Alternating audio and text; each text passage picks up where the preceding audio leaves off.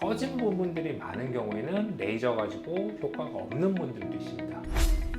울세라는 너무너무 아픕니다. 그래서 저 같은 경우 울세라를 꼭 수면 마취를 했었는데요. 지인분이랑 같이 가는 경우가 있는데 그렇게 같이 오신다 그래도 각각 다른 레이저를 하는 경우도 있고 하니까. 안녕하세요, 성형외과 전문의 김동명입니다. 레이저를 찾는 분들이 사실 나이대별로 30대, 40대, 50대, 60대 그리고 70대까지 이렇게 하시게 되는데 그거에 좀 맞춰서 설명을 조금 드리려고 하고요. 지난번에 부족했던 부분 그리고 댓글이나 질문 들어온 것 중에서 제가 설명이 조금 더 자세하게 필요하다 이런 부분들에서 조금 자세하게 설명을 좀 해볼까 합니다. 나이대별로 레이저 리프팅 나 괜찮아? 나 지금 해도 돼? 막 이런 게 되게 많거든요. 네. 요 한번 나이대별로 한번 다시 한번 정리 좀 해주세요. 사실은 레이저 리프팅을 하러 오시는 분들 중에 그 20대 분들도 있고 그리고 30대 분들도 있고 더 넘어가면 70대 분들도 하는 그런 이제 레이저라고 생각하시면 되고요. 사실 레이저 리프팅은 크게 나이대에 따라서 못하는 나이대는 사실은 없습니다. 대신 이제 효과가 좀 더 떨어지는 나이대는 아무래도 좀 더 70대, 60대 이런 분들은 수술한 후에 보조적인 요법을 하는 게 중요하고요. 30대나 그리고 40대 분들은 레이저 단독으로 하는 경우도 있고 그 사이에 40, 50대 분들 같은 경우에는 실리팅이나 수술에 맞춰서 하기도 합니다. 그리고 각 연령대마다 사실은 포인트가 조금씩 다른데요. 30대나 40대 분들 같은 경우에는 얼굴에 탄력이 떨어지기 시작하니까 주로 탄력 주는 이제 리프팅 레이저 그런 걸 사용하면 좋고, 좀 더 나이가 있으신 분들 같은 경우에는 리프팅 레이저 중에 처진 걸 당겨주는 레이저를 같이 하시는 게 좋습니다. 근데 이러한 레이저가 사실은 탄력이나 처짐이 대부분 동반되기 때문에 그거에 맞춰서 꼭 나이대별이 아니라 본인의 얼굴 상태와 피부 상태 그리고 주름 정도에 따라 다 다르게 한다고 생각하시면 됩니다. 그래서 제일 중요한 건 성형외과 전문 의사님과 꼭 상담한 후에 어떤 레이저를 하고 어떤 스케줄을 잡을지를 결정하는 게 제일 중요할 것 같습니다.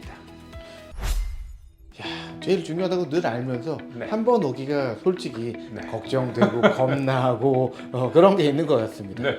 그래서 이제 어떤 레이저가 좋다 이런 레이저를 듣고 이제 친구분들 손에서 혹은 지인분이랑 같이 가는 경우가 있는데 그렇게 같이 오신다 그래도 각각 다른 레이저를 하는 경우도 있고 하니까 꼭 이 병원에서 레이저가 이게 잘하고 싸다고 해서 여기를 가야지 하시는 것보다는 꼭 얼굴 상태에 맞춰서 어느 포인트를 잡아주는 그런 병원을 가시는 것을 추천을 드립니다.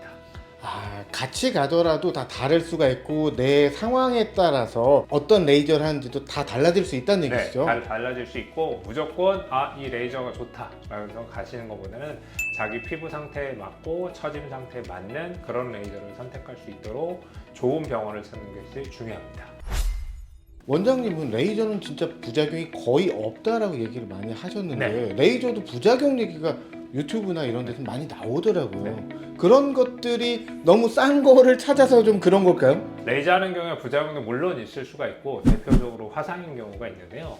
이제 가장 흔한 원인 중에 하나는 재생팁을 사용했을 때 그런 경우가 있고, 똑같은 이제 레이저를 해주는 경우라도 환자분의 상태에 맞지 않게 출력이나 그런 걸 조절을 못했을 때 생기는 경우도 있습니다. 어떤 환자분이 왔을 때 그 피부 상태에 맞게 출력을 조절하고 맞춤형으로 하는 레이저를 하게 되면 부작용은 거의 안 생기기 때문에 걱정하지 마시고 시술을 받으셔도 괜찮습니다. 레이저 리프팅 했는데 효과 없다고 하는 사람들도 있잖아요. 네. 이런 사람들 공통점이 있다고 얘기를 하는데 네. 어떤 걸까요? 피부 탄력이 너무 떨어져 있는 경우 같은 경우에는 레이저를 해서 재생을 한다고 해도 사실은 충분히 이제 레이저가 효과를 발휘하지 못하는 경우에 효과가 없다라고 하는 경우도 있고, 또 리프팅 레이저를 했을 때 아무래도 처짐이 많은 경우에는 이러한 레이저만 가지고도 불가능한 경우가 있습니다.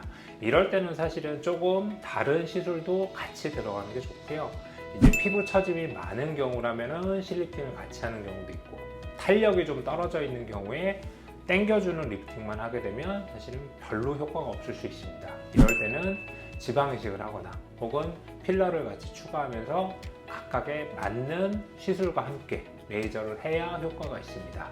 그래서 단순히 레이저만 해서 나는 이만큼 이제 수술 같은 효과를 바라보는 분들도 있는데 사실 뭐 쉽지는 않고요. 그런 걸 원하실 때는 조금 다른 시술이나 수술이 필요한 경우도 있습니다. 이런 레이저가 좋아요 라고 해서 쭉 오시는 분들이 있는데 사실은 그 레이저보다는 다른 레이저가 효과적인 경우도 있습니다. 그래서 그거를 추천드리기도 하는데 보통 이제 레이저 같은 경우에는 워낙 하는 데가 많기 때문에 이런 레이저 하고 싶어요 해서 오셔서 제가 보통 다른 레이저도 필요하실 것 같아요 라고 얘기했을 때 조금 당황하시는 경우도 있고요. 본인에게 맞는 레이저 하는 거를 선택을 하고 추천하는 레이저를 받으시는 게 제일 좋습니다. 레이저 리프팅 안 아프다고도 하는 사람이 있고 네. 아프다고도 하는 사람이 있고 수면 마취까지 나오는데 정말 그 사실은 뭔가요? 사실은 레이저가 아예 안 아플 수는 없습니다. 사실 통증의 정도에 따라서 좀 다른데요. 쉽게 말해서 레이저 리프팅을 했을 때 아예 안 아파요는 사실은 아닌 것 같습니다. 레이저를 구입하기 전에 모든 레이저를 제가 받아보고 환자분한테 어느 부분에 아파요, 어느 정도 아파요 이렇게 설명을 드리고 하는데 레이저를 잘 참는 분들이 있고 유난히 레이저를 못 참는 분들도 있어요. 이러한 찌릿찌릿한 느낌이나 열감을 견디기가 어려운 분들이 있는데 그런 분들은 수면 마취가 필요할 수도 있습니다. 대부분의 경우는 마취크림 후에 제가 얼굴 상태를 보면서 출력을 조절하고 하면서 하기 때문에 충분히 그냥도 받으실 수 있습니다. 저는 이제 제가 받아보니까 이제 어디가 아프다, 어느 부분에는 조금 덜 아프다 이런 거라서 저는 일일이 설명을 좀 드리는 편인데 특히나 얼굴 같은 경우에는 뼈 그리고 근육, 그리고 지방, 피부에 따라서 다 층이 다르기 때문에 그 부분을 맞춰가면서 하는 게 중요해서 환자분한테 질문을 던지고 이 부분 이렇습니다 라고 설명을 하는 편입니다. 저도 보통의 경우는 한 달에 한 번 정도는 이제 레이저를 받는 편이긴 한데요. 좋은 레이저가 나왔다 그러면은 데모를 이제 제가 직접 받는 경우도 있고요. 처음 받았을 때, 두 번째 받았을 때, 세 번째 받았을 때가 다 다르기 때문에 이런 효과를 위해서 보통 한 달에 한 번 정도 레이저를 받고 있습니다. 솔직히 이거 진짜 아파요 하는 네. 그 레이저 있습니까? 있습니다. 제가 예전에 울세라를 사용을 했었는데 사실 울세라는 너무너무 아픕니다. 그래서 저 같은 경우 울세라를 꼭 수면 마취를 했었는데요. 예전에는 울세라를 많이 썼었는데 지금은 많이 추천을 안 드리고 있습니다. 왜냐면 이 울세라는 너무너무 환자분들이 통증을 많이 느끼셔서 다 이제 주무시면서 하기 때문에 가급적이면 출력을 조절해서 환자분한테 잘 맞는 레이저를 하기 위해 떼서 할 수 있는 그런 레이저를 지금은 쓰고 있습니다. 쪽에 스마스를 당기느냐, 피부를 당기느냐.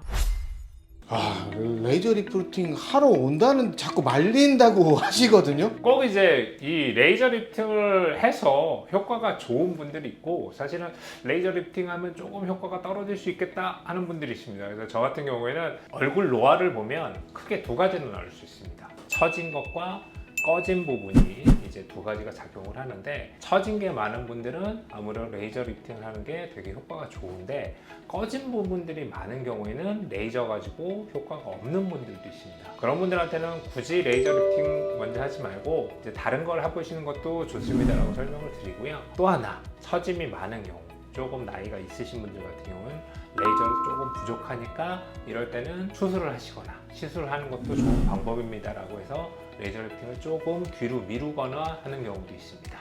보통 제가 피부 레이저를 하시고 오셨을 때 조금 말리는 경우가 있는데요. 수술을 하거나 이런 걸 하신 다음에 얼마 안 된 경우 그리고 안정화가 덜 돼 있는 경우에는 이제 가급적인 레이저를 좀 피하시는 게 좋다고 말씀드리고 다른 레이저를 한 다음에 얼마 안 됐을 때 그때도 조금 이제 피하시라고 설명을 드립니다. 한창 재생이 되고 있는 과정이라고 그러면 굳이 이 레이저는 조금 있다가 해도 됩니다 라고 말씀드려서 당장 하지 마시고 조금 기다렸다 하세요. 레이저 하나 가지고 잔주름도 없애고 다 없앨 수 있다고 얘기하는 경우 그런 이야기를 듣고 오시는 분들도 많은데 사실 레이저도 한계가 좀 있기 때문에 꼭 필요한 레이저를 추천드리고 있습니다.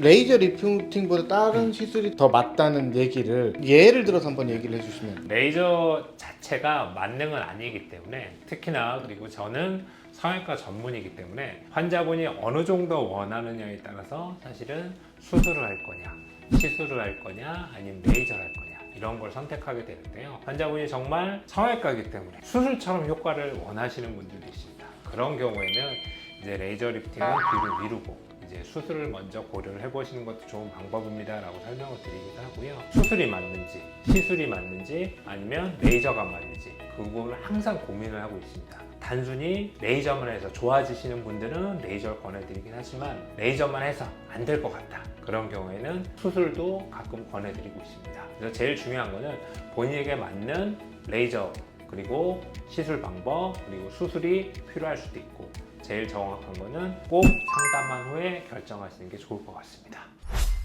솔직히 성형외과 가고 싶은데 어렵습니다. 네. 가면 뭘 해야 될 것 같고 늘 고민을 끝까지 하다가 아니야 다음에 가자라고 네. 포기해버리는데 네. 이런 사람들한테도 한마디 좀 해주세요. 성형외과 전문이라고 하긴 하지만 꼭 수술이 정답은 아닙니다. 수술하는 게 무서워요 이런 분들 같은 경우에는 간단하게 레이저를 하거나 이제 보톡스나 필러 같은 시술을 통해서 할 수도 있고 얼굴에 스킨 부스터를 먹거나 주사로 본인의 젊은 상태를 유지할 수 있기 때문에 사실 성형외과 전문의가 되게 무기가 많다고 생각하시면 됩니다. 시술부터 시작해서 주사 그리고 수술까지 다 할 수 있기 때문에 꼭 성형외과 전문의한테 가서 수술을 받으러 오시는 게 아니라 본인의 얼굴을 관리한다는 개념으로 오셔서 본인에게 맞는 이제 시술 방법과 수술 방법 그리고 각각의 방법들을 선택하는 것을 추천드립니다. 제일 중요한 거 하나, 성형외과에서 꼭 수술만 하는 건 아니다. 이 부분을 기억해 주시고 좀 더 간단한 방법으로 할 수 있다. 100세 시대라고 하는데요. 이제 나이가 들어가면서 80대, 90대가 됐을 때 할아버지, 할머니를 보이는 것보다는 좀 더 젊은 할아버지, 할머니를 보이는 게 중요합니다. 그래서 똑같은 나이가 됐을 때 다른 사람보다 어려 보이고 자신 있게 보이시는 그런 걸 원하시는 경우라면 꾸준히 관리하셔서 100세까지 젊은 얼굴과 몸을 가지는 것을 추천드립니다. 감사합니다.